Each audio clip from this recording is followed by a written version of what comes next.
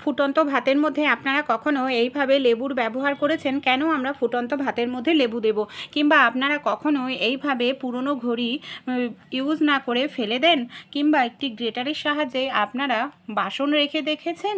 চলুন তাহলে আজকের উপকারী টিপসগুলি দেখে নিই। কোনো কিছু কাটিং করার জন্য আমরা কম বেশি প্রত্যেকেই কাঁচি ব্যবহার করে থাকি। অনেক সময় দেখা যায় কাঁচির ধার চলে যায়। কাঁচির ধার চলে গেলে তখনই আমাদের সমস্যার মধ্যে পড়তে হয়। কোনো কিছু আমরা কাটিং করতে গেলে কাটিং করা যায় না। তাই দোকান থেকে ধার করিয়ে আনতে গেলে অনেকটা টাকা পয়সা লেগে যায়। আমাদের বাড়িতে যে বাসন মাজার জন্য স্টিলের কসবাইট হয় না, সেই স্টিলের কসবাইটটা নিয়ে নিন আর কাঁচিটাকে 10 থেকে 15 বার এইভাবে স্টিলের কসবাইটের ওপর কাটিং করতে থাকুন। এতে দেখবেন কাঁচের মধ্যে যদি আপনাদের কোনো রকম জং থাকে সেই জং দূর হয়ে যাবে। কাঁচের ধার চলে গেলে সেই ধারও ফিরে আসবে। এটা কিন্তু খুবই উপকারী টিপস। বাড়িতে যদি কাঁচি থেকে থাকে অবশ্যই ট্রাই করুন। এক্ষুনি আপনারা 100% রেজাল্ট হাতে নাতে পেয়ে যাবেন। চলুন পরের টিপসটি আমরা দেখে নিই। আপনারা কখনো ফুটন্ত গরম ভাতের মধ্যে লেবুর খোসার ব্যবহার করেছেন? কেন ফুটন্ত ভাতের মধ্যে লেবুর খোসার ব্যবহার করব চলুন দেখে নিই। আমাদের বাড়িতে যে এই ধরনের লেবুগুলো থাকে, এখানে আমি গন্ধরাজ লেবু নিয়েছি, নর্মাল লেবু নিলেও কিন্তু হয়ে যাবে। অনেক সময় কি হয় দেখবেন, লেবু যে ভাতটা আমরা নিয়ে আসি, চালটা রেশনের চাল হয় বা মোটা চাল বা চালের বাজে একটা গন্ধ বেরোচ্ছে, ভাত খেতে ভালো লাগছে না। তাই এইভাবে লেবুর খোসার যে সবুজ অংশটা হালকা করে একটু গ্রেটার দিয়ে গ্রেট করে দিয়ে দিন। তারপর ভাতটাকে ভালো করে মিশিয়ে নিন। এতে দেখবেন ভাতের থেকে খুব সুন্দর মিষ্টি গন্ধ আপনাদের বের হতে থাকবে। ভাতটা খেতেও কিন্তু ভালো লাগবে। অনেক সময় বাজার থেকে ডিম কিনে আনার পর দেখা যায় সেদ্ধ বসিয়ে দিই, ডিমটা যখন ছাড়ানো হয় খোসা দেখা যায় ডিমটা পচা বের হচ্ছে। এতে আমাদের গ্যাস খরচাটা বেশি হয়। তাই ছোট্ট একটি কাজ করবেন, এতে দেখবেন আপনাদের ডিম কখনোই ফাটা পচা আছে কি না সহজেই বুঝে যাবেন। ডিমটাকে আপনার একটি পাত্রের মধ্যে জল নিয়ে নিন, জলের মধ্যে ডিমগুলোকে দিয়ে দিন। যদি দেখেন ডিমগুলো আপনাদের জলের উপরে ভেসে ভেসে উঠেছে তাহলে বুঝবেন সেই ডিমটা আপনাদের পচা। এই দেখে আপনারা ডিমটাকে সহজেই ফেলে দিতে পারবেন। আপনাদের গ্যাস খরচা করে সেদ্ধ করার প্রয়োজন পড়বে না। দেশলাই কাঠি দিয়ে আমরা কম বেশি প্রত্যেকেই আগুন জ্বালিয়ে থাকি। অনেক সময় দেখা যায় দেশলাই কাঠি অনেক দিন ঘরে রাখলে নরম হয়ে যায়, বারুদের জায়গাটা, আগুন জ্বলতে চায় না, এমনকি পুরো টাকাটাই নষ্ট হয়ে যায়। আবার আমাদের দেশলাই কাঠি কিনে আনতে লাগে। এই দেখুন এই দেশলাইয়ের বক্সটা আমার যেটা হয়েছে একদম নরম মতো হয়ে গেছে। বারুদের জায়গাগুলো আগুন ধরাতে গেলে খসে খসে পড়ে যায়, আগুন জ্বলে না।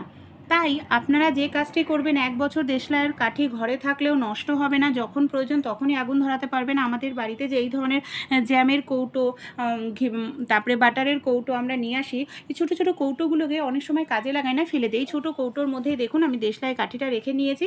দেশলাই কাঠির যে বক্সের বারুদের জায়গাটাকে কেটে নিলাম। এবার কি করব, ঢাকনার বাইরের দিকে নয়, আপনারা ভেতরের দিকেই এইভাবে বারুদের জায়গাটাকে সেলুটেপ নিয়ে নিন। দুপাশ দিয়ে সেলুটেপ দিয়ে খুব ভালো করে এইভাবে লাগিয়ে দিন। দেখুন সেলুটেপ দিয়ে এখানে আমি ভালো করে এইভাবে লাগিয়ে নিলাম। সেলুটেপটা লাগানোর পর এবার আমি আপনাদের জ্বালিয়েও দেখাবো। আপনারা কি করবেন দেখুন, এটাকে এইভাবে বক্সটা ঢাকনাটা আটকে রেখে দিন। 1 বছর ঘরে থাকলেও হাওয়া বাতাস ঢুকবে না, দেশলাই কাঠি নরম হবে না, নষ্ট হবে না। যখন আপনাদের আগুন ধরানোর প্রয়োজন তখনই আপনারা প্রয়োজন অনুযায়ী দেশলাই কাঠি ইউজ করতে পারবেন। কেমন লাগলো আইডিয়াটি? অবশ্যই কমেন্ট করে কিন্তু জানাতে ভুলবেন না। আমরা মহিলারা কম বেশি তো প্রত্যেকেই শাড়ি পরে থাকি, আর শাড়ি পরার জন্য আমরা প্রত্যেকেই এই ধরনের সায়া ব্যবহার করি। কিন্তু কি হয় জানেন, সায়ার মধ্যে যে দড়ি থাকে বা বাচ্চাদের প্যান্টের মধ্যে যে দড়ি থাকে, অনেক সময় একদিক থেকে দড়ি টান দিলে আর একদিকে দেখা যায় ভেতরে ঢুকে যায়। এমনকি বারবার আমাদের দড়ি পরাতে লাগে। অনেক সময় আমাদের হাতে অনেকটা সময়ও থাকে না, বারবার দড়ি পরাতেও বিরক্ত লাগে। তাই আপনারা এই কাজটি করবেন, বারবার দড়ি পরানোর আর কখনোই প্রয়োজন পড়বে না। এখানে আমি নিয়ে নিয়েছি সুচ সুতো।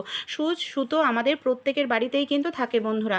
দড়িটাকে আগে সমান করে নিন, তারপর যে কোনো একদিকে আপনারা এইভাবে সুতো দিয়ে দড়ি আর সায়ার কাপড়ের অংশ সামান্য পরিমাণ একটু সেলাই করে নিন। অনেকটা বেশি সেলাই করার প্রয়োজন নেই, সামান্য একটু সেলাই করলেই দড়ি আর সায়ার কাপড়ের অংশ দেখবেন অ্যাটাচ হয়ে যাবে।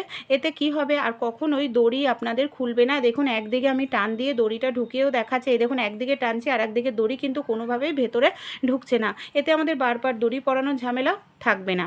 মাছ মাংস আমরা কম বেশি প্রত্যেকেই খেয়ে থাকি। অনেক সময় দেখা যায় মাছ মাংস আমরা ধুতেই থাকি আর এর ভেতর থেকে লাল জল বের হতে থাকে, আষ্টে গন্ধ বের হতে থাকে। আর অনেক সময় সকালবেলা ব্যস্ততার মাঝে আমাদের অত সময় থাকে না 10-15 বার মাছ ধোয়ার। তাই ছোট্ট একটি কাজ করবেন, যখনই আপনারা মাছ ধোবেন মাছের মধ্যে নিয়ে নিন বেশ কিছুটা পরিমাণ নুন। নুন দিলে মাছের যে লাল জলটা সেটাও ভালোভাবে বের হয়ে যায় 1-2 বার ধুলেই। আর মাছের মধ্যে যদি কোনো আষ্টে গন্ধ থাকে সেই আষ্টে গন্ধটাও চলে যাবে। এতে কি হবে, আপনাদের সময় বেঁচে যাবে। বারবার যে অনেকটা সময় ধরে আপনাদের মাছ ধুতে লাগে সেই আর মাছ ধোয়ার প্রয়োজন পড়বে না। আরও একটি টিপস আমি আপনাদের সঙ্গে শেয়ার করব। মাছ মাংস ধোয়ার পর, সবজি কাটার পর আমরা অনেকেই সাবান দিয়ে হাত ধুই। সাবান দিয়ে বারবার হাত ধুলে হাত রুক্ষ শুষ্ক হয়ে যায়, হাতের নরম ভাব চলে যায়, অনেক সময় র্যাশও উঠে যায়। তাই চা খাওয়ার পর চা পাতাটা ফেলে দেবেন না, এটাকে কোনো বাটির মধ্যে রেখে দিন। যখনই আপনারা সবজি কাটবেন, মাছ ধোবেন, কাটবেন, তখনই চা পাতা নিয়ে ভালো করে একটু ডলে হাতটা ধুয়ে দেবেন। হাতের আষ্টে গন্ধ চলে যাবে, হাত আপনাদের নরম কোমল থাকবে, এতে হাতে কোনো র্যাশ উঠবে না। আমাদের বাড়িতে যে ঘড়ি আমরা ব্যবহার করি, অনেক সময় কী হয়, দেখা যায় ঘড়িটা হয়তো আমরা হাত ধুচ্ছি, ঘড়ির মধ্যে জল লেগে যায়, বা দেখা যায় জামা কাপড়ের পকেটে ঘড়ি থাকে, সেই জামা কাপড়টাকে আমরা ধুয়ে দিই, যার ফলে ঘড়ির মধ্যে জল ঢুকে যায়। আর সেই ঘড়িটা আমরা দেখা যায় জল লেগে চলা বন্ধ করে দিয়েছে। আমরা ভাবি ঘড়ি খারাপ হয়ে গেছে, তখন সেই ঘড়িটাকে বেকার হিসাবে ফেলে দিই, বা দোকানে নিয়ে যেতেও দেখবেন 1-2 ঘন্টা পরে হয়তো নিয়ে যায়, ততক্ষণে ঘড়িটা একেবারেই খারাপ হয়ে যায়। তাই যদি জল লাগে যে ঘড়িটাকে দোকানে নিয়ে যেতে হবে, এর জন্য আপনারা যে কাজটি করবেন, সঙ্গে সঙ্গেই আমাদের প্রত্যেকের বাড়িতেই চাল থাকে, আপনারা নিয়ে নিন। চালের পাত্রের মধ্যে ঘড়িটাকে আপনারা এইভাবে কিছু সময় রেখে দিন। ঘড়ির মধ্যে যে জল আছে দেখবেন সেই চাল অ্যাবজর্ব করে নেবে। যদি ফোন কোনো কারণে জলে পড়ে যায় বা ফোনের মধ্যে জল লাগে, আপনারা এই কাজটি করবেন, ফোনটাকেও কিন্তু এই চালের পাত্রের মধ্যে রেখে দেবেন। চাল কি করে, যে কোনো জায়গার জলটাকেই খুব সহজেই চুষে নিতে সাহায্য করে, যার কারণে ফোন হোক কিংবা ঘড়ি 10-15 মিনিট রেখে দিলে বা 1 ঘন্টা রেখে দিলেই দেখবেন জলটা পুরোপুরি টেনে নেবে। এমনকি আপনাদের যদি ফোনও জলের মধ্যে পড়ে যায়, সেই ফোনও দেখবেন চলতে শুরু করবে, এমনকি ঘড়িটাও চলতে শুরু করছে। তারপর যদি ডিস্টার্ব দেয়, অবশ্যই তো দোকানে নিয়ে যেতে হবে, কিন্তু ঘরোয়া এই উপায়টি আগে আপনারা অবলম্বন করুন, কারণ দোকানে নিয়ে যেতে যেতেও দেখবেন 1-1.5 ঘন্টা লেগে যায়। মিক্সার জার আমরা প্রত্যেকে ব্যবহার করি মশলা করার জন্য। অনেক সময় দেখা যায় মশলা করার পর ভালো করে মিক্সার জারটাকে ধুয়ে দিই, তারপর আমরা কি করি, মিক্সার জারটাকে জল ঝরানোর জন্য উপর করে রেখে দিই, এইভাবে উল্টো করে। আর মিক্সার জারে উল্টো করে রাখলে দেখবেন এটার হাওয়া বাতাস সহজে ঢুকতে পারে না, জলটা অনেকটা সময় থাকে, যার কারণে দেখা যায় যে জং ধরে যায় ব্লেডটায়, ব্লেডের ধার চলে যায়। রান্না করার পর আমাদের গ্যাসের বার্নারটা দেখবেন অনেকটা সময় ধরে গরম থাকে, সেই গরম বার্নারের ওপরে আপনারা যদি মিক্সার জারটাকে 2-3 মিনিট রেখে দেন, এর ভেতরে যে জলটা থাকে ব্লেডের মধ্যে, সেই জলটা দেখবেন শুকিয়ে যায়। তা এতে কি হয়, মিক্সার জারের ব্লেডটা সহজে জং ধরে না, ব্লেডের ধারটাও ঠিক থাকে, অনেক দিন পর্যন্ত আপনারা মিক্সার জারটা ইউজ করতে পারবেন সহজে, আপনাদের মিক্সার জারটা কিন্তু নষ্টও হবে না।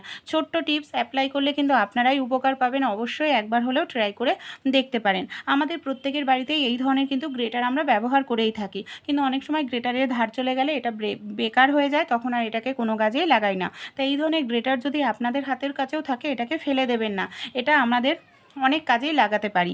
এর গ্রেটারের মধ্যে প্রচুর ছোট ছোট দেখবেন ছিদ্র থাকে, এই ছিদ্রগুলোর মধ্যে আমরা অনেকগুলো যে কোনো কিছু হ্যাং করার জন্য যে এস হয় সেগুলোকে লাগিয়ে রাখতে পারি। আমি এখানে 3টে দেখাচ্ছি, আপনারা প্রত্যেকটা ছিদ্রর মধ্যে এইভাবে এস ঢুকিয়ে নিতে পারেন। এস ঢুকিয়ে নেওয়ার পর আপনারা কি করবেন, যে কোনো জায়গায় রান্নাঘরে এটাকে ঝুলিয়ে রাখতে পারেন। এতে কি হবে, কম জায়গার মধ্যে আমাদের রান্নাঘরে যে ছোট ছোট বাসনগুলো হয়, যেরকম ধরুন হ্যান্ড হুইস্কির, পিলার কিংবা হাতা, খুন্তি, এই জাতীয় জিনিসগুলো এখানে সেখানে রাখা হয়, যখন প্রয়োজন হাতের কাছে পাওয়া যায় না, আর রান্নাঘরটাও কিন্তু খুব অগোছালো মনে হয়। তাই এইভাবে এই যে গ্রেটারটা বেকার হয়ে গেছে, ধার চলে গেছে, সেটাকেই আমরা এইভাবে প্রচুর এস ঝুলিয়ে তার মধ্যে চা ছাঁকনি, পিলার, আলু ছুলনি, এমনকি দেখা যায় চামচ, খুন্তি, কাঁচি, এই ছোট ছোট জিনিসগুলো গুছিয়ে রাখতে পারি। এতে এই ছোট জিনিসগুলো একটি নির্দিষ্ট জায়গায় থাকবে, আমাদের খোঁজাখুঁজির প্রয়োজন পড়বে না, যখন যেটা প্রয়োজন তখন হাতের কাছে পেয়ে যাব আর ইউজ করতে পারবো। ভালো লাগলে আইডিয়াটি অবশ্যই ট্রাই করবেন বন্ধুরা।